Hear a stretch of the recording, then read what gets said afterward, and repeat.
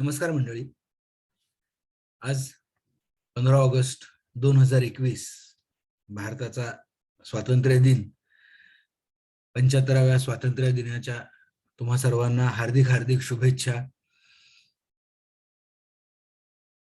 आज तुमच्या बरोबर मी जे आपलं राजकीय स्वातंत्र्य मिळालेलं आहे तेच तसंच आपलं आर्थिक स्वातंत्र्य कसं मिळवायला पाहिजे, फायनान्शियल इंडिपेंडन्स ज्याला साध्या भाषेत म्हणतात, की फायनान्शियल इंडिपेंडन्स कसं मिळवावं, आर्थिक स्वातंत्र्य कसं मिळवावं, याच्याबद्दल काही छोट्या सोप्या गोष्टी काही आपण चर्चा करणार आहोत. तर सगळ्यात महत्वाचं म्हणजे आर्थिक स्वातंत्र्य म्हणजे काय? आर्थिक स्वातंत्र्य म्हणजे तेवढे पैसे, तेवढी संपत्ती, तेवढी मालमत्ता जमा करणं जेणेकरून आपल्याला एक आरामदायी कम्फर्टेबल लाईफ आपलं जगता येईल. त्याला आर्थिक स्वातंत्र्य म्हणतात. आर्थिक स्वातंत्र्य म्हणजे काय, की आपण दुसऱ्या कोणाचीही कोणतीही आर्थिक मदत न घेता आपण आपली जी काही सगळी इच्छा असतील किंवा ज्या काही आपल्या अपेक्षा असतील त्या आपल्याला पूर्ण करता यायला पाहिजेत. आर्थिक स्वातंत्र्य मिळालं म्हणजे तो आयुष्याचा तो एक फेज आहे, की ज्याच्यामध्ये तुम्ही स्वतःचं आयुष्य स्वतःच्या इच्छेनुसार तुम्ही जगू शकता. त्याच्यासाठी तुम्हाला पैसे, उत्पन्न ह्याची काही कोणती काळजी करायची गरज नाहीये. तुम्हाला कुठे कामाला जायची की बाबा आज गेलो ना, कामाला गेलो नाही तर आज आपलं उदरनिर्वाहाचा प्रश्न निर्माण होईल. ह्या चौकटीतनं बाहेर पडणं याला आर्थिक स्वातंत्र्य असं म्हणतात. तर आर्थिक स्वातंत्र्य का गरजेचं आहे? आर्थिक स्वातंत्र्य गरजेचं आहे ह्याच्यासाठी, की एक इंडिपेंडेंट माणूस, एक स्वतंत्र माणूस जसा त्याच्यामध्ये आपण काहीतरी एक अचीव्ह केल्याचं एक भावना निर्माण होते, की आपण काहीतरी आयुष्यामध्ये काहीतरी घडवलेलं आहे, मिळवलेलं आहे. ती एक सेन्स ऑफ अकम्प्लिशमेंट ती त्या माणसामध्ये मिळते. दुसरी गोष्ट अशी आहे, की तो त्याचे स्वतःचे निर्णय स्वतः घेऊ शकतो आणि स्वतःचं आयुष्य त्याला जसं हवंय त्या पद्धतीने जगू शकतात. दुसऱ्यावर कोणावर तो अवलंबून राहणार नाही आणि तो त्याची जी काही गरजा आहेत किंवा ज्या काही अचानकपणे उद्भवणाऱ्या जे इमर्जन्सीज आहेत, ह्याला तो व्यवस्थितपणे मॅनेज करू शकतो. कोणाकडे हात पसरायची गरज नाही, कोणाकडे जाऊन पैसे मागायची गरज पडणार नाहीये. तर सर्वात महत्वाचा प्रश्न हा, की बाबा मी आर्थिक स्वतंत्र कधी व्हायला पाहिजे? When should I be financially independent? तर बऱ्याचशा लोकांचं असं हे असतं, की बाबा रिटायरमेंटच्या वेळेस माझ्याकडे एवढे एवढे पैसे असले तर मी आर्थिकदृष्ट्या स्वतंत्र आहे, असा एक चुकीचा समज निर्माण झालेला आहे. आर्थिक स्वातंत्र्याचा आणि रिटायरमेंटचा काहीही संबंध नाही. रिटायरमेंट म्हणजे ज्या वेळेस तुम्ही तुमचं ऍक्टिव्ह कामाचं जे लाईफ आहे ते ज्यावेळेस तुम्ही कमी करता त्याला रिटायरमेंट आपण म्हणू शकतो. आर्थिक स्वातंत्र्य हे तुम्ही वयाच्या कोणत्याही टप्प्यावर मिळवू शकता. कधी मिळवायला पाहिजे? शुभस्य शीघ्रम, ॲज अर्ली ॲज पॉसिबल. तुमचं हे गोल असायला पाहिजे प्रत्येक व्यक्तीचं, की त्याने आर्थिकदृष्ट्या सक्षम, आर्थिकदृष्ट्या स्वतंत्र हे असलं पाहिजे. मगाशी बघितल्याप्रमाणे का तर एक अचीव्हमेंटची भावना आपल्यामध्ये निर्माण होते आणि ज्यावेळेस तुम्ही यंग असता, एनर्जेटिक असता, त्यावेळेस जर तुम्ही आर्थिक स्वातंत्र्य जर तुम्हाला मिळालं तर तुम्ही त्या पैशाचा उपभोग घेऊ शकता. रिटायरमेंटमध्ये 60-65व्या वर्षी तुम्ही तसंही शरीरातली ताकद कमी झालेली असते, माणसाच्या इच्छा कमी झालेल्या असतात. तेवढी एनर्जी लेव्हल्स, जरी माणसाची इच्छा असली तरी तेवढे एनर्जी लेव्हल्स प्रत्येकामध्येच असतील असं काही नाही. त्यामुळे जर तुम्ही यंग, तरुणपणामध्येच, तारुण्यामध्येच जर आर्थिक स्वातंत्र्य मिळवलं तर तुम्हाला ते पैसे तुम्हाला हवे त्या पद्धतीने वापरता येईल. आयुष्याच्या ज्या काही गोष्टी आहेत, ज्या तुम्हाला पैसे देऊन तुम्ही त्या उपभोगू शकता, त्या तुम्ही सर्व उपभोगू शकता, कारण तुमच्याकडे तेवढी एनर्जीज असतात. तर आर्थिक स्वतंत्र, फायनान्शियली इंडिपेंडेंट कसं व्हावं, तर त्याचा कोणताही ठोकताळा नाही. आर्थिक स्वतंत्र व्हायचं असेल तर त्याच्यामध्ये बऱ्याचशा स्टेप्स असतात. सगळ्या तुम्हाला एक एक स्टेप समजून उमजून त्याप्रमाणे आपल्याला त्या दृष्टीने त्याची पावलं टाकावी लागतात, की जेणेकरून आपण तेवढी संपत्ती गोळा करू की आपण एक आर्थिकदृष्ट्या इंडिपेंडेंट म्हणवलं जाईल. आणि आर्थिकदृष्ट्या इंडिपेंडेंट व्हायच्यासाठी सर्वात महत्वाचं आहे ते म्हणजे शिस्त. आर्थिक शिस्त, अर्थाबद्दल शिस्त, फायनान्शियल डिसिप्लिन अतिशय महत्वाची गोष्ट आहे. तुम्ही जे काही रूल्स आहेत, जे काही नॉर्म्स आहेत, तुमच्या ज्या काही तुम्ही प्लॅन केलेला आहे, तुमचा फायनान्शियल प्लॅन केलेला आहे, तुमचा इन्व्हेस्टमेंट प्लॅन केलेला, तुमचं गोल सेटिंग केलेलं आहे, हे सगळं अचीव्ह करताना ज्या काही छोट्या मोठ्या ज्या काही डिसरप्शन्स होतात, ज्या काही छोट्या मोठ्या गोष्टी ज्या तुम्हाला त्याच्यापासून दूर घेऊ शकतात, तुम्ही त्यांच्याकडे दुर्लक्ष करायला पाहिजे. पूर्ण शिस्तबद्ध पद्धतीने तुम्ही जे काही तुमचं प्लॅन केलेलं आहे, इन्व्हेस्टमेंट बद्दल, अर्निंग्स बद्दल, सोर्सेस बद्दल, तुम्ही त्या गोष्टींना पाळलंच पाहिजे. आर्थिक दृष्ट्या तुम्ही त्याला डिसिप्लिन जी आहे, जी आपण आयुष्याला डिसिप्लिन देतो, तशीच एक फायनान्शियल डिसिप्लिन असणं अत्यंत गरजेचं आहे.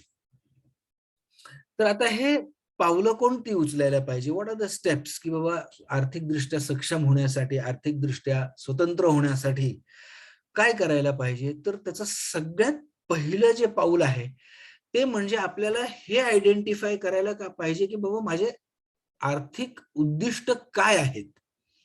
माझे फायनान्शियल गोल्स काय आहेत? मुलांची शिक्षणं असतील, मुलांची लग्न असतील, आपलं स्वतःचं रिटायरमेंट कॉर्पस असेल, मला काय वर्ल्ड टूरला जायचं असेल त्याच्यासाठी मला एवढे पैसे लागतील, घर घेणं, गाडी घेणं, हे जे काही तुमची उद्दिष्ट आहेत, ज्याला तुम्हाला पैसे द्यावे लागतात, हे सगळे फायनान्शियल गोल्स काय आहेत, ते तुम्हाला आयुष्याच्या कोणत्या टप्प्यावर हवेत, हे आयडेंटिफाय करणं, हे समजणं, ते तुम्ही कुठेतरी लिहून ठेवणं हे फार गरजेचं आहे. हा पहिला स्टेप जो माणूस व्यवस्थित करू शकतो, त्याला पुढचे सगळे स्टेप्स जे आहेत ते ऑटोमॅटिकली त्याला येऊ शकतात. हे ज्यावेळेस आपण आपले आर्थिक उद्दिष्ट जे आपण डिसाईड करतो, त्यावेळेस हे देखील जाणून घेणं, समजून घेणं गरजेचं आहे, की माझी रिस्क घ्यायची कपॅसिटी किती आहे. कारण तुम्ही पैसे कमवले, ते पैसे व्यवस्थित पद्धतीने तुम्हाला चॅनलाइज करायला पाहिजे, त्याला इन्व्हेस्ट करायला पाहिजे. तुमचे पैसे जे आहेत ते पैशामधनं पैसे कसे आणखीन आपल्याला कमवता येतील ह्याच्याबद्दल ज्यावेळेस आपण विचार करतो, त्यावेळेस रिस्क आणि रिटर्न ह्या दोन्ही गोष्टींचा एक चांगला संगम, एक ताळमेळ बसवायला पाहिजे. याचं कारण अगदी सोपं आहे. ज्या इन्व्हेस्टमेंट्समध्ये हायेस्ट रिस्क आहे, ज्याच्यामध्ये सगळ्यात जास्त रिस्क आहे, त्याच्यामध्ये सगळ्यात जास्त रिटर्न्सही आहेत. जसं स्टॉक मार्केट, शेअर मार्केटमध्ये पैसे गुंतवणं रिस्की आहे. पण रिटर्न्सही त्याला त्या प्रमाणात, त्या पटींमध्ये मिळतं. जर तुम्ही बँकेमध्ये एखादी एफडी ठेवली, आज 5-5.5% व्याज आहे, त्याच्यामध्ये रिस्क कमी आहे. बँक बुडाल्याची रिस्क आहे फक्त. पण त्या मानाने त्यांची रिस्क अतिशय कमी आहे, म्हणून त्याचे रिटर्न्सही कमी आहेत. जसं जसं तुमची रिटर्न्सची अपेक्षा वाढत जाते, तसं तसं तुमचे रिस्क वाढत जातात. त्यामुळे हा रिस्क रिटर्न ट्रेड ऑफ, ज्याला सामान्य फायनान्शियल भाषेमध्ये म्हणतात, की risk return trade off. Higher the risk, higher the return, lower the risk, lower the returns. तर माझी रिस्क घ्यायची कपॅसिटी किती आहे? आता समजा एखादा 60 वर्षाचा माणूस आहे, तो जास्त रिस्क घेऊ शकत नाही त्याच्या पैशाबद्दल, कारण त्यांची आयुष्यभराची कमाई असते. पण एखादा 25ला 30ला माणूस असेल, मुलगी असेल, नवीन नोकरीला जॉईन झाले असतील, त्यांच्याकडे त्यांचं पूर्ण पुढचं आयुष्य आहे कमवण्यासाठी, गमवण्यासाठी आणि होल्ड करण्यासाठी. म्हणजे एखाद्या इन्व्हेस्टमेंटमध्ये त्यांनी समजा रिस्की इन्व्हेस्टमेंटमध्ये पैसे टाकले आणि समजा जर देव न करो जर त्याच्यामध्ये जर काही व्हॅल्यू डेप्रिसिएशन जरी झाली तरी त्यांच्याकडे त्यांचं लॉस इन कॅपिटल तेवढं होणार नाही. त्यामुळे हे सगळ्यात महत्वाचं पाऊल आहे. तुमचे गोल्स आयडेंटिफाय करा आणि तुमच्या एका बाजूला गोल्स आयडेंटिफाय करा, दुसऱ्या बाजूला तुमची रिस्क टेकिंग अबिलिटी, तुम्ही किती रिस्क घेऊ शकता हे आयडेंटिफाय करा. त्याप्रमाणे तुमचे रिटर्न्स किती होणार आहेत हे डिसाइड होतं आणि त्याप्रमाणे तुम्हाला किती पैसे अक्युमुलेट करता येतील हे कळता येतं. पहिलं पाऊल उद्दिष्ट डिसाइड केल्यानंतरचं हे आहे की अवेलेबल इन्व्हेस्टमेंट ऑपॉर्च्युनिटीज काय आहेत, कुठे कुठे गुंतवणूक करायच्या संधी आहेत, कुठे कुठे आपले पैसे गुंतवले तर त्याच्यामध्ये आपल्याला कसे रिटर्न्स मिळतील हे जाणून घेणं गरजेचं आहे. जसे बँक एफडीज आहेत, पोस्टातल्या एफडीज आहेत, कंपन्यांचे बॉन्ड्स आहेत, पीपीएफ सारखे इन्स्ट्रुमेंट्स आहेत, नॅशनल सेव्हिंग सर्टिफिकेट्स आहेत, स्टॉक मार्केटमध्ये इन्व्हेस्टमेंट आहेत, प्रायव्हेट इन्व्हेस्टमेंट्स आहेत.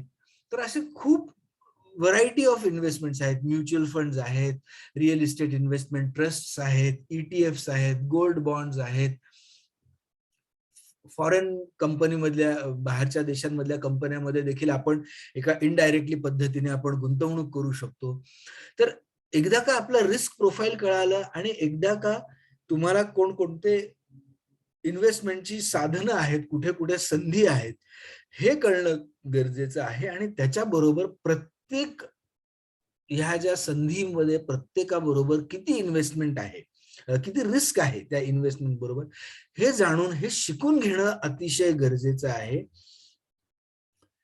कारण जर एखादी इन्व्हेस्टमेंट रिस्की असेल आणि जर तुमची रिस्क टेकिंग अबिलिटी, तुमची तेवढी रिस्क घ्यायची कॅपॅसिटी नसेल तर त्याच्यामध्ये जरी तुम्हाला जास्त रिटर्न्स मिळणार असतील तरी तुम्ही त्या इन्व्हेस्टमेंटमध्ये, त्या स्कीममध्ये, त्या ऑपॉर्च्युनिटीमध्ये तुम्ही इन्व्हेस्ट करू नये. कारण तो तुमच्यासाठी बनवलेला नाहीये. तुमच्या रिस्क टेकिंग अबिलिटीमध्ये तो त्या चौकटीमध्ये तो बसत नाहीये. तर एकदा का तुम्हाला हे सगळं कोणकोणत्या इन्व्हेस्टमेंट ऑपॉर्च्युनिटीज कळायला, कशामध्ये आपण इन्व्हेस्टमेंट करायला पाहिजे हे कळालं की त्यानंतरचं तिसरी जी महत्वाची गोष्ट आहे ती म्हणजे प्लॅन करणे. प्लॅन करणे का तर आता मला कळालंय की बाबा मला ह्या इथे जायचंय आणि मला इथे जाताना मला ह्या अशा अशा इन्व्हेस्टमेंट पद्धतीने जावं लागणार आहे. तर ते जाण्यासाठी माझ्याकडे किती उत्पन्न हवंय, मी किती इन्व्हेस्टमेंट करायला पाहिजे, त्या इन्व्हेस्टमेंट करण्यासाठी माझ्याकडे इन्व्हेस्टेबल सरप्लस असणं गरजेचं आहे. तर इन्व्हेस्टेबल सरप्लस म्हणजे काय की माझं जे काय उत्पन्न आलंय त्यातनं माझे जे काय खर्च आहेत, घर खर्च आहे, माझे शिक्षणाचे खर्च आहेत, माझे समजा ईएमआय असतील, घराचे, गाडीचे, बाकीच्या लोन्सचे, हे सगळं मायनस केल्यानंतर जे काही नॉन रेकरिंग एक्सपेन्सेस आहेत, जसं आउटिंग आहे, कपडे आहेत, सणसूद आहे, हे सगळं मायनस केल्यानंतर माझ्याकडे कसे किती पैसे राहणार आहेत ह्याचं एक प्लॅनिंग करणं गरजेचं आहे. आता फायनान्शियल इंडिपेंडन्स साठी सगळ्यात महत्वाचं आपल्याला कळालं की गोल सेटिंग, इन्व्हेस्टमेंट ऑपॉर्च्युनिटीज, त्याच्या रिस्क आणि त्याचं बजेटिंग आपण हे जर केलं तर ह्याच्यामध्ये आपल्याला प्रत्येकाला हे समजून येईल की आपल्याला प्रायोरिटी ही द्यायला पाहिजे सेव्हिंग्स आणि इन्व्हेस्टमेंट हे किती जास्तीत जास्त मला करता येईल ते बघावं लागेल. Savings and investment at maximum, किती मी जास्तीत जास्त खर्च करू शकेल त्याच्यासाठी मी एका बाजूला मी इन्कम माझं वाढवायला पाहिजे, दुसऱ्या बाजूला माझे खर्च कमी करायला पाहिजेत आणि मग माझे हे जे काही इन्व्हेस्टेबल सरप्लस आहे, जे काही जर आपण सामान्य भाषेमध्ये सेव्हिंग्स म्हणतो, ते सेव्हिंग्स मी कसे इन्व्हेस्टमेंट करायला पाहिजे. बऱ्याच वेळा काय होतं आम्ही बघितलेलं आहे, हे सगळं केल्यानंतर ज्यावेळेस माणसाकडे एक इन्व्हेस्टेबल सरप्लस त्याच्या अपेक्षेपेक्षा थोडासा जास्त आला की तो ठीक आहे बाबा, माझ्याकडे समजा दर महिन्याला इन्व्हेस्टमेंट करायचं टार्गेट होतं 25,000, माझ्याकडे ह्या महिन्यात आले 35,000 रुपये. तर तो जनरली असा विचार करतो बाबा हे 10,000 रुपये माझ्याकडे एक्स्ट्रा आलेले आहेत, 10,000 रुपये मी खर्च केले तर चालतील. तर ओव्हर स्पेंडिंग करणं जे आहे ते अवॉइड करायला पाहिजे. माझी गाडी घेण्यासाठी समजा माझं टार्गेट असेल किंवा माझं जे माझ्या फायनान्शियल गोल्स मध्ये बसत असेल 10 लाखाची गाडी घ्यावी, पण माझे इन्कम समजा वाढले तर मला परवडते, तर मग मी 15 लाखाची 20 लाखाची गाडी का घेऊ नये? ह्या गोष्टी जर केल्या तर त्या चुकीच्या ठरतात. त्या तुम्हाला तुमच्या इन्व्हेस्टमेंट प्लॅन पासून बाजूला नेतात. म्हणून ओव्हर स्पेंडिंग हे तुम्ही अवॉइड करायला पाहिजे.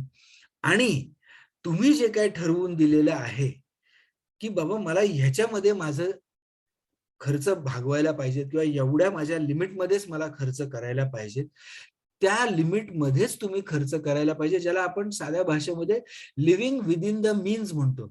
माझे जे काही सरप्लस आलेलं आहे किंवा माझे जे काही उत्पन्न आहे मी त्याच्यामध्येच खर्च करणार आहे. ऋण काढून सण कोणत्याही पद्धतीने करणार नाही. ऋण काढून जो सण साजरा करतो तो कधीही फायनान्शियली इंडिपेंडेंट होऊ शकत नाही. इनफॅक्ट अशा व्यक्ती हे नेहमी त्यांचा जो काही सरप्लस जेव्हा कॉर्पस केलेला असतो त्यातनं ते खात कमी कमी कमी होत जातो. त्यामुळे ओव्हर स्पेंडिंग हे अवॉइड करायला पाहिजे आणि लिव्ह विदिन द मीन्स हे करायला हवं.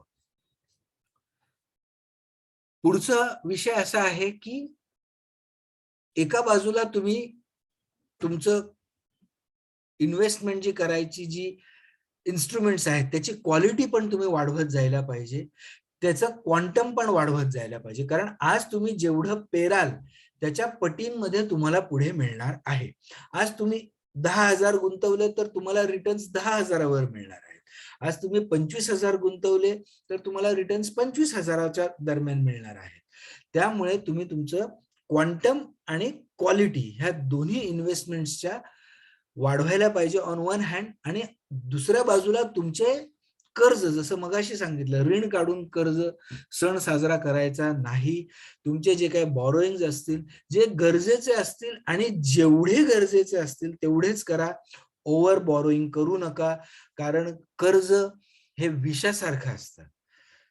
जेवढं पाहिजे तेवढं घेतलं तर ते औषध, गरजेपेक्षा जास्त घेतलं तर ते विष होतं आणि ते विष आपल्या संपूर्ण फायनान्शियल प्लॅनिंगला, ते तुमचं फायनान्शियल प्लॅनिंगचं उद्दिष्ट जे आहे ते नाहीसं करू शकतं, त्याला डॅमेज करू शकतं. ह्या सगळ्या गोष्टी ज्यावेळेस आपण प्लॅन करतो त्याच्यामध्ये एक महत्वाची गोष्ट जी लक्षात ठेवायला पाहिजे ती म्हणजे तुमचं कॉन्टिंजन्सी किंवा इमर्जन्सी फंड क्रिएट करणं. की जसं आता कोविडमध्ये आपण बघितलं की बाबा अचानकपणे सगळं लॉकडाऊन झालं, बऱ्याच लोकांचे उद्योगधंदे बंद झाले, नोकऱ्या बऱ्याचशा लोकांच्या गेल्या, काही जणांच्या पगार कमी झाले. बरेचसे एस्पेशली IT सेक्टर मधले किंवा जे चांगले अर्न करणारे लोक होती त्यांना असं होतं की बाबा माझं दर महिन्याला एवढं इन्कम येते तर मग मला कॉन्टिंजन्सी इमर्जन्सी फंड्स ठेवायची काय गरज आहे. या महिना अखेरीला मला माहिती आहे माझ्या अकाउंटमध्ये एवढे एवढे पैसे येणारच आहेत. त्यामुळे त्याप्रमाणे त्यांनी त्यांचं प्लॅनिंग केलं. काही जण तर असं प्लॅनिंग करतात की पुढच्या महिन्यातलं उत्पन्न जे काही येणार आहे ते ह्या महिन्यात खर्च करून टाकतात. कसं, तर क्रेडिट कार्डवर. मला पुढच्या महिन्यात पगार झाल्यानंतर क्रेडिट कार्डचं बिल द्यायचं 5, 6, 10 तारखेला. मला 1 तारखेला पगार मिळणार आहे, त्यामुळे तुम्ही आता खर्च करून टाका. तर ह्या अशा ओव्हर स्पेंडिंगच्या हॅबिट्समुळे, ओव्हर स्पेंडिंगच्या एक मानसिकतेमुळे पैसे कमवायच्या आधीच खर्च करायची जी मानसिकता आता सध्या लोकांमध्ये फार रुजू झालेली आहे. त्यामुळे कॉन्टिंजन्सी किंवा इमर्जन्सी फंड क्रिएट केला जात नाही. कमीत कमी तुमच्या जे काय महिन्याचा जो काय खर्च आहे, जे काय हफ्ते आहेत, एक साधारणपणे 3 ते 6 महिने एवढा तुमचा कॉन्टिंजन्सी फंड असणं गरजेचं आहे. त्यामुळे त्याप्रमाणे ते प्लॅनिंगही तुम्हाला इमर्जन्सी कॉन्टिंजन्सी फंडचं प्लॅनिंग करायला पाहिजे. पण हे कॉन्टिंजन्सी किंवा इमर्जन्सीचं फंडचं प्लॅनिंग करताना त्याला ओव्हरडू पण करू नका. आता मी बघितलेलं आहे की समजा माझा महिन्याचा खर्च समजा 20,000 रुपये आहे, मला 3 महिन्याला समजा 60-70 हजार रुपये लागणार असतील, तर लोक 5-5 लाख रुपयाच्या एफडीज करतात. का, तर बाबा मला कधी पैशाची गरज पडली तर आपल्याला पैसे जवळ असायला पाहिजेत. पैसे जवळ असायला पाहिजेत बरोबर, पण ते किती असायला पाहिजेत हे देखील जसं मगाशी आपण चर्चा केली त्याप्रमाणे तुम्ही करायला पाहिजे. Plan for contingencies, don't overdo. आता समजा तुम्हाला एकदम एखादी मेडिकल इमर्जन्सी आली, तर मेडिकल इमर्जन्सीला आजकाल इन्शुरन्स पॉलिसीज आहेत. You can always insurance policy घ्या. कॅशलेस इन्शुरन्स पॉलिसीज असतात, त्या तुम्ही घेऊ शकता. कंपन्यांचे इन्शुरन्सेस असतात, ग्रुप इन्शुरन्सेस असतात. बऱ्याच पद्धतीने तुम्ही ते करू शकता. तर त्यावरनं आपण येतो पुढच्या पॉइंटवर, की तुम्ही तुमचं लाईफ, हेल्थ आणि प्रॉपर्टी इन्शुरन्स हा तुमचा तेवढा ॲडिक्वेट असायला पाहिजे. आता किती असायला पाहिजे? तर साधारणपणे एक फॅमिली ऑफ 4, नवरा, बायको, 2 मुलं असतील, तर त्यांनी त्यांचे जे काही राहणीमान आहे, त्यांचा जो काही खर्च आहे, त्याप्रमाणे त्यांनी त्यांचं मेडिकल इन्शुरन्स पॉलिसी 5,00,000, 10,00,000 जी तुम्हाला योग्य वाटत असेल तशी ती घ्यावी. लाईफ इन्शुरन्सच्या बाबतीमध्ये काही ठोक ताळे आहेत, ज्याला आपण थंब रूल्स म्हणतो. तर त्या थंब रूल्सचा थोडासा अभ्यास करा. एक साधारणपणे थंब रूल असा आहे, की तुमचं लाईफ इन्शुरन्स जे आहे ते तुमच्या जे अॅन्युअल इन्कम आहे त्याच्या कमीत कमी 10 पट असणं गरजेचं आहे. तर लाईफ इन्शुरन्स घेताना तुम्ही तुमची लाईफ व्हॅल्यू किती आहे ते कॅल्क्युलेट करा. बऱ्याच लोकांना विचारलं, "बाबा तुझा लाईफ इन्शुरन्स किती आहे?" तर ते अॅन्युअल प्रीमियम किती आहे ते सांगतात, की वार्षिक ते किती LIC किंवा ICICI किंवा कोणत्याही या प्रायव्हेट कंपन्यांमध्ये किती त्यांचं प्रीमियम भरतात ते सांगतात. पण ते तुमचं लाईफ कव्हर नाही. ती तुमची दिलेला हफ्ता आहे. तुमचं लाईफ इन्शुरन्स जे आहे ते तुमच्या अॅन्युअल इन्कमच्या कमीत कमी 8 ते 10 पट असणं गरजेचं आहे. प्लस ज्यांची काही कर्ज असतील, तर तुमचं कर्ज किती आउटस्टँडिंग आहे तेही तुम्ही त्याच्यामध्ये ॲड करायला पाहिजे. सो एका बाजूला तुम्ही तुमचं इन्कम गॅरंटी करता आणि दुसऱ्या बाजूला तुमच्या जे काही लोन लायबिलिटीज आहेत त्याही तुम्ही प्रोटेक्ट करता. असं लाईफ, हेल्थ आणि प्रॉपर्टी, कार आहे, घर आहे, बर्गलरी इन्शुरन्स आहे, तुमची फॅक्टरीज असतील, तर सफिशियंट इन्शुरन्सेस घ्या. अंडर इन्शुरन्स नेहमी तुमचं आर्थिक नुकसान करणार. लाईफ इन्शुरन्स घेताना एक मात्र करा, की इन्शुरन्स आणि इन्व्हेस्टमेंट मिक्स करू नका. इन्शुरन्स घेताना टर्म इन्शुरन्स पॉलिसीज घ्या. अतिशय स्वस्त असतात. 35 वर्षाच्या एखाद्या हेल्दी माणसाचं 1 कोटीची पॉलिसी जर पुढच्या 30-35 वर्षांची, 40 वर्षांची जर घेतली, तर अक्षरशः ₹20,000 वर्षाला त्याचं प्रीमियम येतं. इट डिपेंड्स, तुमच्या हेल्थ स्टॅटिस्टिक्सवर वगैरे डिपेंडंट असतं ते. तर अशा पद्धतीने तुम्ही लाईफ, हेल्थ आणि प्रॉपर्टी इन्शुरन्स करा. मगाशी आपण बघितलं रिस्क रिटर्न मॅट्रिक्स आपण बघितलं, तर तुमचा एज, तुमचं वय कसं आहे, किती आहे, तुमची रिस्क टेकिंग एबिलिटी किती आहे, ह्याप्रमाणे तुमचं इक्विटी आणि डेट म्हणजे स्टॉक मार्केटचं एक्सपोजर आणि फिक्स्ड इन्कमचं एक्सपोजर हे तुम्ही डिसाईड करा. त्याला देखील काही थंब रूल्स आहेत, ठोकताळे आहेत. तुमचं age minus 100 minus age, 60 minus age, हे हे सगळे जे काय आहेत हे वेगवेगळे जे रूल्स आहेत, ज्याला आपण रूल्स म्हणतो, ज्याला थंब रूल्स म्हणतो, ज्याला आपण ठोकताळे म्हणतो, ते आपण चर्चा केलेली आहे. आपल्या प्लेलिस्टमध्ये जर तुम्ही गेलात तर त्या प्लेलिस्टमध्ये तुम्हाला ह्या सगळ्या गोष्टी मिळतील. त्याचा अभ्यास करा आणि तुम्ही तुमचं स्वतःचं प्लॅनिंग करा. पर्सनल फायनान्स हा इतका पर्सनल असतो, की प्रत्येक माणसाचं हे त्याच्यासाठीचं जे त्याने प्लॅन केलं ते त्याच्यासाठी बरोबर असणार आहे. दुसऱ्याचा प्लॅन मी घेऊ शकत नाही. माझा प्लॅन दुसऱ्याने कोणी कॉपी करू नये.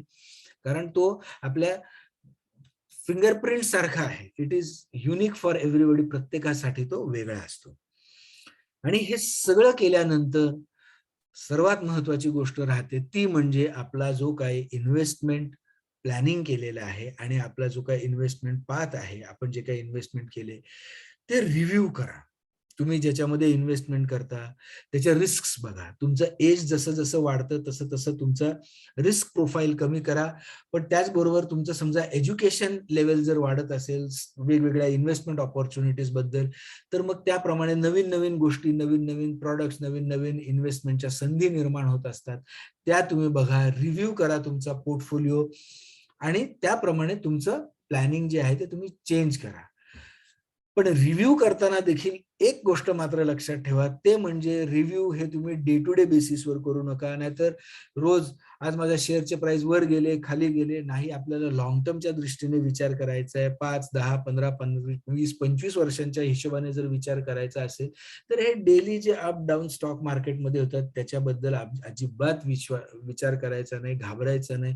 हा, पण रिव्ह्यू करताना तुम्ही जे काही कंपनीमध्ये इन्व्हेस्ट केलेले आहेत, ती कंपनी कशी काम करतीये, ती कंपनीमध्ये समजा ती कंपनी समजा दुसऱ्या एखाद्या ग्रुपने टेक ओव्हर केली, जी त्याला व्यवस्थित चालवत नाही, मग अशा कंपनीमध्ये राहणं योग्य नाही. किंवा एखादा सेक्टर आहे, तो सेक्टरच बॅड होऊन गेला. म्हणजे अगदी उदाहरण द्यायचं झालं तर पूर्वी एक स्टॉक मार्केटमध्ये नॉयडा रोड टोल ब्रिजेस म्हणून एक कंपनी होती, जी नॉयडा दिल्ली DND फ्लायओव्हरवर टोल कलेक्ट करायची. सुप्रीम कोर्टाने निर्णय दिला, तुम्ही सगळे पैसे कव्हर केलेले आहेत, तुम्ही आता बंद करा. ती कंपनी बंद झाली. मग समजा अशा कंपनीमध्ये तुमची इन्व्हेस्टमेंट असेल तर तुम्ही ती इमिजिएटली, जर तुम्हाला वाटत असेल नाही बाबा ह्या कंपनीमध्ये अशी अशी केस आहे आणि रिस्क जी आहे मला घ्यायची नाही, त्यातनं बाहेर पडायचं. कितीही प्रॉफिट होत असेल, किती लॉस होत असेल, त्यातनं बाहेर पडायचं. आपण आता सगळं बघितलं, फायनान्शियल इंडिपेंडन्स काय, कधी व्हायला पाहिजे, कसं व्हायला पाहिजे, का व्हायला पाहिजे.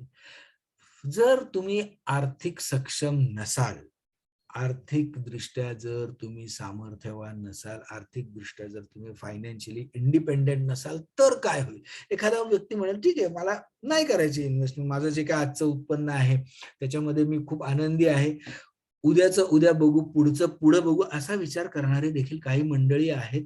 तर त्यांच्यासाठी मला खास करून सांगायचंय की जर तुम्ही आर्थिक दृष्ट्या फायनान्शियली इंडिपेंडेंट नसाल, तर देर इज खूप मोठी प्रॉबॅबिलिटी आहे की तुम्ही तुमच्या पेरेंट्स, तुमच्या इन-लॉज, तुमच्या बायकोवर, तुमच्या मुलांवर तुम्ही पुढे डिपेंडेंट राहाल. आयुष्यातल्या अगदी छोट्या छोट्या गोष्टींसाठी देखील तुम्हाला तुमच्या मुलांच्या समोर, बायकोच्या समोर, वडिलांच्या समोर हात पसरावे लागतील की बाबा मला हे आणायचंय, मला ते करायचंय, मला हे हवंय, त्याच्यासाठी मला एवढे पैसे द्या. ती अतिशय चुकीची गोष्ट राहील कोणत्याही माणसासाठी. तुमच्या ज्या काही इच्छा असतात, ज्या काय अपेक्षा असतात, आयुष्यामध्ये करायच्या, उपभोगायच्या काही विचार असतात, त्या तुम्ही पूर्ण करू शकणार नाही. आणि जो एक सेल्फ रिस्पेक्टिंग माणूस असतो, जो प्रत्येक माणूस हा एक सेल्फ रिस्पेक्ट, प्रत्येकाला आपल्याबद्दलचा एक आत्मविश्वास असतो, स्वतःबद्दलचा एक कॉन्फिडन्स असतो.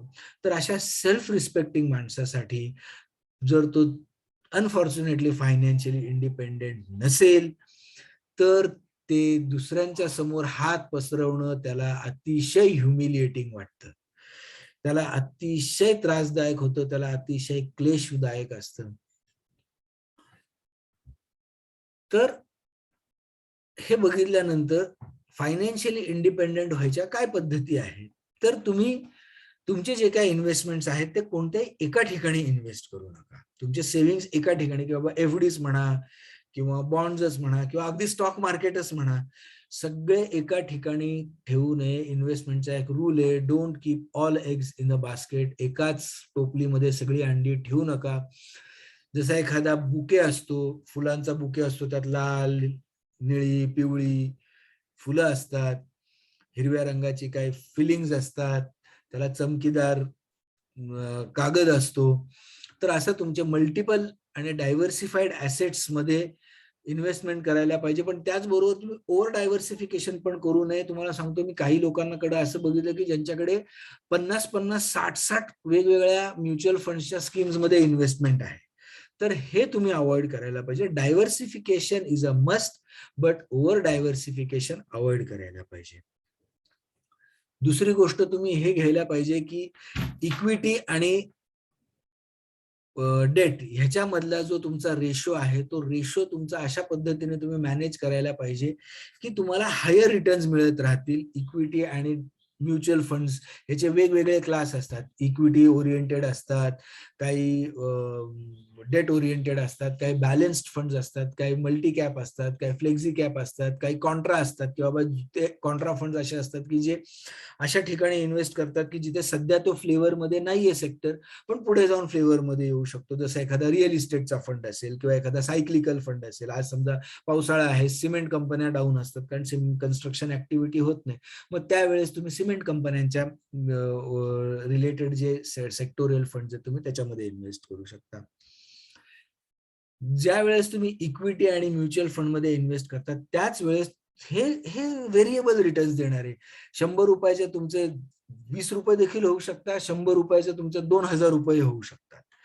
त्यामुळे तुम्हाला तुमच्या पोर्टफोलिओ बॅलन्स करण्यासाठी तुम्हाला फिक्स्ड अर्निंग इन्स्ट्रुमेंट्स जसे डिपॉझिट्स आहेत, बँकेतले डिपॉझिट्स आहेत, पोस्टातले डिपॉझिट्स आहेत, नॅशनल सेव्हिंग सर्टिफिकेट्स आहेत, PPF आहे, सुकन्या अकाउंट आहे, असे बरेचसे फिक्स्ड इन्व्हेस्टमेंट ऑप्शन्स आहेत.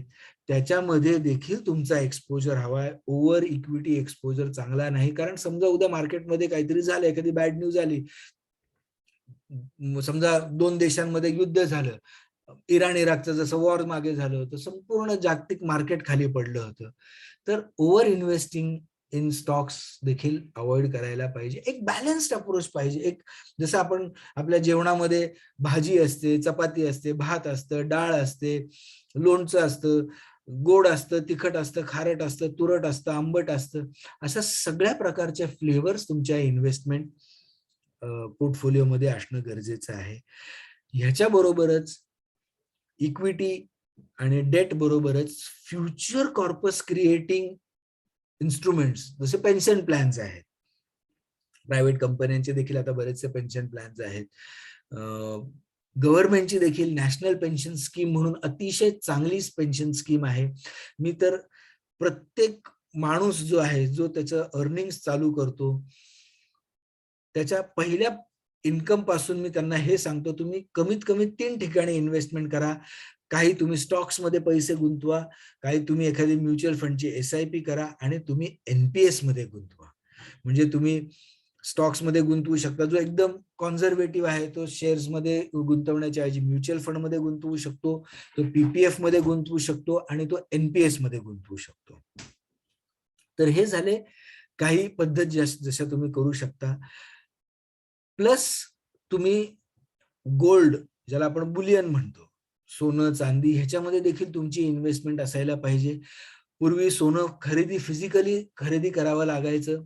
आता तुम्हाला भरपूर वेगवेगळे ऑपॉर्च्युनिटीज आहेत, जसं गोल्ड ETF आहे, गोल्ड फंड्स आहेत, सॉव्हरीन गोल्ड बॉन्ड्स आहेत जे गव्हर्नमेंट गॅरंटेड आहे. त्याच्याबद्दल आपण ऑलरेडी चर्चा केली, तुम्ही इथे जाऊन त्याच्याबद्दल पूर्ण माहिती घेऊ शकता.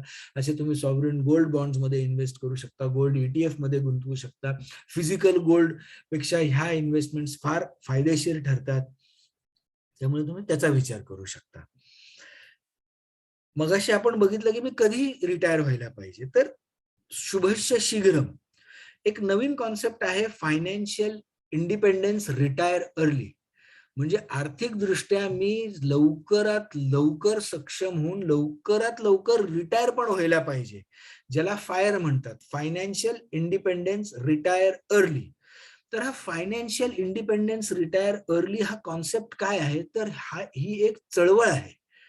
ही आर्थिक जगतामधली जे इन्व्हेस्टमेंट करतात त्यांनी ही एक चळवळीचं रूप दिलेलं आहे, की ज्याच्यामध्ये तुम्ही तुमचं सेव्हिंग्स आणि इन्व्हेस्टमेंट हे एक्स्ट्रीम लेवलला घेऊन जाता. म्हणजे मी समजा महिन्याला माझे समजा 25,000 उत्पन्न असेल, तर 25,000 मधलं मी मॅक्झिमम म्हणजे कर्ज न घेता मी 20,000, 22,000, 18,000 रुपयापर्यंत मी आत्ताच इन्व्हेस्ट करायला पाहिजे. आज ज्या काही गोष्टी मला उपभोगायला, जे काही कर्ज घेऊन मी जे काही हफ्ते भरणार, त्याच्याऐवजी मी त्या ज्या काही गोष्टी आहेत ह्या थोड्याशा पोस्टपोन करणार. आज मी पैसे गुंतवणार, आज मी त्याचा कॉर्पस करणार. फायर मुवमेंटमुळे होतंय काय, की तुम्ही एक्स्ट्रीम इन्व्हेस्टमेंट करता. तुम्ही आजच्या ज्या गोष्टी आहेत, त्या आजच्या गोष्टी तुम्ही पुढच्या काही वर्षांपर्यंत ढकलता, पण त्याचा एक अतिशय चांगला फायदा असा होतो, की तुमचं जे काही इन्व्हेस्टमेंट कॉर्पस आहे ते इन्व्हेस्टमेंट कॉर्पस बलून होतं म्हणजे खूप मोठ्या प्रमाणामध्ये ते फुगतं. त्यामुळे तुमच्याकडे तुमच्या ज्या काही ऍसेट्स घ्यायच्या आहेत, त्या ऍसेट्स घेण्यासाठी तुमच्याकडे कॉर्पस तयार होतं. नेहमी लक्षात ठेवा, ज्यावेळेस तुम्ही कधी कोणतं घर, गाडी घेता, जोपर्यंत त्याचा शेवटचा हप्ता जात नाही, तोपर्यंत ती तुमची ऍसेट होत नाही, तोपर्यंत ती तुमची लायबिलिटी आहे, तुमची देणी आहे. तर फायर ह्या कॉन्सेप्ट खाली जो काही माणूस असतो, तो त्याचं रिटायरमेंट कॉर्पस हे 60 वर्षाच्या ऐवजी तो एखाद्या वेळेस 40-42 वर्ष, 45 वर्षामध्येच तो ते अचीव्ह करू शकतो, वेगवेगळ्या बजेटिंग प्लॅन्स आणि रिटायरमेंट प्लॅन्सच्या मदतीने. ही फायर मुवमेंट चालू झाली होती युअर मनी युअर लाईफ ह्या पुस्तकावरनं, जे लिहिलं होतं 2 अतिशय चांगले ऑथर्स, एक आहेत मॅडम विकी रॉबिन आणि एक होते जो डॉमिनिक. तर ह्यांनी हे जे पुस्तक लिहिलेलं आहे, तुमचे पैसे तुमचं आयुष्य, ह्याच्यावर त्यांनी असं सांगितलं होतं की तुम्ही तुमचे सेव्हिंग जवळजवळ 70% तुमचं जे काय वार्षिक उत्पन्न आहे किंवा महिन्याचं उत्पन्न आहे त्याच्या 70% तुम्ही रेग्युलरली इन्व्हेस्ट करायला पाहिजे, जेणेकरून तुम्ही लवकर रिटायर व्हाल आणि मग तुमचा जो काय कॉर्पस आहे त्या कॉर्पसच्या उत्पन्नावर तुम्ही तुमचं पुढचं अख्खं आयुष्य आनंदात, सुखात आणि इंडिपेंडेंटली स्वातंत्र्यात तुम्ही ते घालवू शकाल. मी काही थंब रूल्स इथे एक्सप्लेन केलेले आहेत. हे सगळे थंब रूल्सवर डिटेलमध्ये आपण चर्चा केली. तुम्ही या इथे जाऊन ते बघू शकता. पहिला थंब रूल आहे 50-30-20. 50% एक्सपेन्सेस, 30% खर्च आणि 20% सेव्हिंग्स. दुसरा आहे 65 मायनस एज. म्हणजे काय की बाबा तुम्ही 65व्या वर्षी समजा रिटायर होणार असाल किंवा 60 मायनस एज 60व्या वर्षी रिटायर होणार असाल तर तुमचं इक्विटीमध्ये किती एक्सपोजर पाहिजे. तर समजा तुम्ही एक कॉन्झर्वेटिव्ह इन्व्हेस्टर आहात, 60व्या वर्षी मी रिटायर होणार आहे, 60व्या वर्षानंतर मला कोणतेही उत्पन्न मिळणार नाहीये माझ्या रिटायरमेंट कॉर्पस शिवाय. तर अशा वेळेस तुमचं समजा आज तुमचं वय आहे 45, तर तुमचं 60 मायनस 45 15% जास्तीत जास्त तुमचं कॉर्पस जे आहे, सेव्हिंग्स जे आहे ते तुमचं इक्विटीज मध्ये असायला पाहिजे. का? कारण जसं जसं तुम्ही रिटायरमेंटच्या जवळ याल तसं तसं तुम्ही तुमचं इक्विटी जे हाय रिस्क इन्व्हेस्टमेंट्स आहेत ती कमी करायला पाहिजे. जी लोक रिस्क मॅनेज करू शकतात, जास्त रिस्क घेऊ शकतात, त्यांच्यासाठी हा फॉर्म्युला थोडा चेंज होतो, 100 मायनस एज होतो. आणखीन एक ठोकताळा असा आहे की तुम्हाला लाईफ कव्हर किती पाहिजे, तर मगाशी जसं सांगितलं 8 to 10 times of your income plus what ever your तुमचे जे काही लायबिलिटीज आहेत ते. दुसरा एक असा फॉर्म्युला आहे की तुमचं आयुष्यातलं किती वर्षाचं किती इन्कम आहे ते भागिले तुमचा सध्याचा एफडीचा इंटरेस्ट रेट काय आहे. समजा तुमचं वार्षिक उत्पन्न आहे 1,00,000 रुपये आणि समजा तुमचं आज एफडीचं इन्कम रेट आहे समजा 5%, तर तुम्हाला 1,00,000 भागिले 5 एवढं तुम्हाला 20,00,000 रुपये एवढं तुम्हाला इन्शुरन्स कव्हर आहे. याचा अर्थ साधा आहे की उद्या जर तुम्हाला काही जर तुमच्या आयुष्याचं बरं वाईट झालं तर तुम्ही जे काय उत्पन्न अर्न करताय ते तुमचं उत्पन्न जे आहे ते तुमच्या फॅमिलीला बँकेमध्ये एफडी ठेवून किंवा डिपॉझिट्स फिक्स डिपॉझिट्स ठेवून तुमच्या फॅमिलीला तेवढं उत्पन्न मिळायला पाहिजे. असा तो एक ठोकताळा आहे.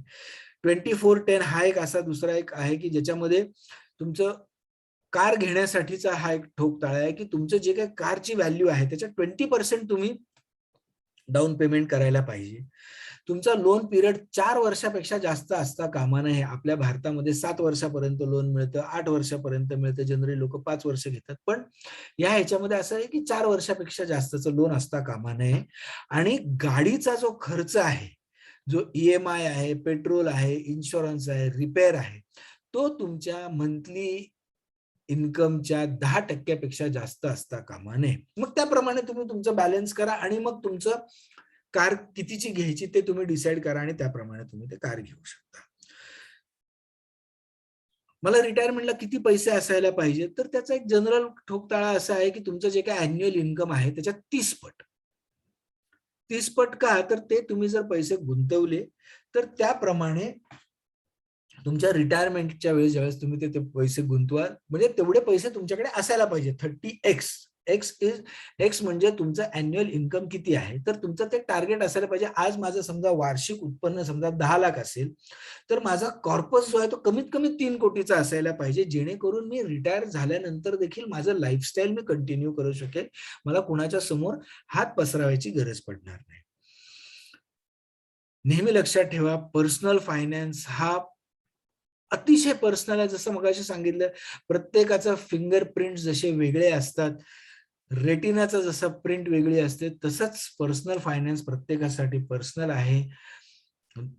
There is no one size fit for all. एक असा दिला की बाबा ह्याच्यासाठी करून दिला तर तो बाकीच्यांनी अनुकरण करणं चुकीचं आहे. प्रत्येकाचा रिस्क प्रोफाईल वेगळा आहे, रिटर्न्स अपेक्षा वेगळी असते, त्यांचे इन्कम लेवल्स वेगळे असतात, त्याच्या liabilities, current liabilities, future liabilities वेगळे असतात, त्याचे रिटायरमेंटचे ऍस्पिरेशन. एखाद्याला वाटत असेल मला बाबा गावाला जाऊन रिटायर्ड लाईफ जगायचं आहे, दुसऱ्याला वाटत असेल मला पुण्यात मुंबईत सारख्या ठिकाणी जाऊन मला राहायचंय. दोघांमध्ये खर्चामध्ये फरक असणार आहे. तर ह्या सगळ्या गोष्टी इतक्या पर्सनल आहेत. No one size fits for all. त्यामुळे त्याप्रमाणे दुसऱ्याने कोणी केलेलं आहे त्याप्रमाणे तुम्ही अनुकरण करू नका. तुम्ही स्वतः तुमच्या पद्धतीने शिका. आपण बऱ्याच गोष्टी ह्या आता डिस्कस केलेल्या आहेत. तुमचं काय मत आहे मला नक्की कमेंट्स मध्ये कळवा. हे प्रेझेंटेशन आवडलं असेल तर लाईक जरूर करा. जर वाटत असेल की हे प्रेझेंटेशन दुसऱ्या कोणाला फायदेशीर होऊ शकणार असेल तर त्यांना शेअर करा. आमच्या या चॅनलला सबस्क्राईब करा. असेच आपण खूप चांगले चांगले नवनवीन presentations, videos, thoughts, investment ideas, taxation बद्दलच्या माहिती, आर्थिक जगतातल्या प्रत्येक छोट्या मोठ्या गोष्टीची माहिती आपण इथपर्यंत डिस्कस करणार आहोत. त्यामुळे तुम्ही आपल्या चॅनलला सबस्क्राईब करा. असंच मला प्रोत्साहन देत राहा. मी देखील तुमच्या सगळ्या ज्या काही तुम्हाला एखाद्या विषयावर एखादं प्रेझेंटेशन पाहिजे असेल तर थॉट्स पाहिजे असतील तेही मला कमेंट्स मध्ये कळवा. मी नक्की ते पूर्ण करायचा प्रयत्न करीन. तोपर्यंत धन्यवाद. पुन्हा एकदा सर्वांना इंडिपेंडन्स डेच्या हार्दिक हार्दिक शुभेच्छा. जय हिंद.